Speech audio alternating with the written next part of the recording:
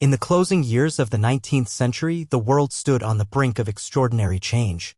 Science had begun to illuminate the invisible, plumbing the depths of electricity and magnetism, delving into the nature of light and unlocking the secrets of atoms.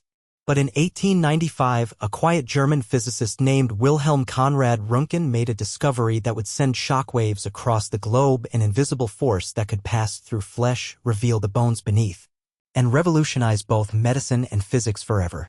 This was the birth of the X-ray. Röntgen was a professor at the University of Würzburg, known for his precision and modesty. He wasn't seeking to change the world. Like many physicists of the time, he was studying the behavior of electricity in vacuum tubes, sealed glass tubes from which most of the air had been removed. When high voltage was applied across the tube's terminals, a strange glow would appear. These tubes, called Crookes tubes, were already known to emit cathode rays, later understood to be streams of electrons. On November 8, 1895, while working late in his laboratory, Röntgen noticed something peculiar. He had covered his Crookes tube in black cardboard to prevent light from escaping, yet he saw that a fluorescent screen coated with barium platinocyanide, a substance known to glow when exposed to certain kinds of radiation, began to shimmer, even though it was some distance from the tube and not in direct line of sight. Perplexed, he began experimenting. Whatever was causing the screen to glow was invisible, penetrated solid objects, and could travel across open space. He dubbed the mysterious emissions X-rays, the X standing for the unknown. As he continued his experiments, he placed various objects between the tube and the screen: books, wooden blocks, sheets of aluminum. The rays passed through some but were blocked by others. Finally, he tried placing his own hand between the tube and the fluorescent screen. What he saw shocked him: the glowing outline of his hand, the dark shadows of his bones, and a pale shape that was the shadow of his wedding ring. It was as if he were seeing inside himself.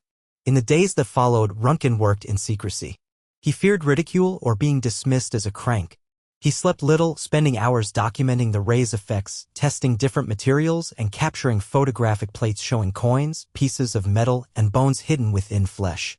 He didn't yet understand what the rays were, but he grasped their incredible potential.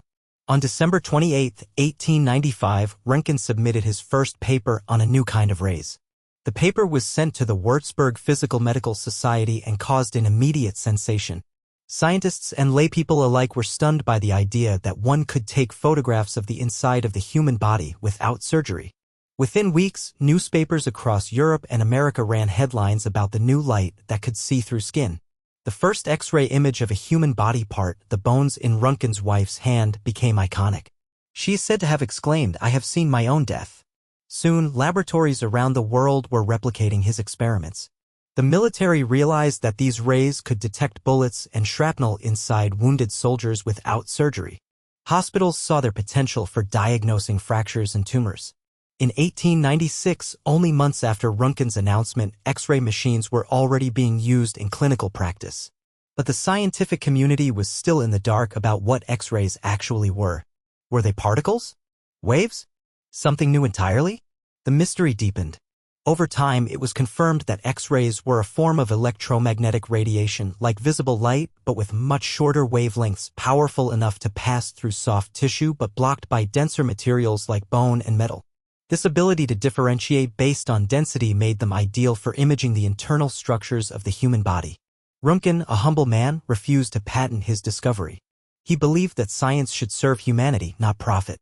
He even declined to name the rays after himself, though others would eventually refer to them as Röntgen rays, especially in Germany. In 1901, Röntgen became the first recipient of the Nobel Prize in Physics, honored for the remarkable discovery of rays which bear his name. The world celebrated a quiet man whose curiosity and meticulous work had opened a new window into the human body. Yet, even as the use of X-rays expanded into dentistry, engineering, and even shoe stores where early machines let customers see the bones in their feet, a darker truth began to emerge. In the early 20th century, the risks of radiation exposure were not understood. Doctors and technicians often worked without protection. Some early X-ray pioneers like Clarence Daly, Thomas Edison's assistant, died from radiation-induced cancers after prolonged exposure. This tragic lesson eventually led to the development of radiation safety standards. Lead aprons, shielding barriers, and time exposure limits became part of every X-ray room. The discovery of radiation's dangers would also lay the foundation for deeper inquiries into atomic energy. and ultimately the development of nuclear power and weapons. Meanwhile, X-ray technology itself evolved. In the 1920s and 30s, contrast agents allowed doctors to visualize organs and blood vessels. In the 1970s, the invention of computed tomography, CT scans, which used X-rays to generate cross-sectional images, took diagnostic imaging to new heights.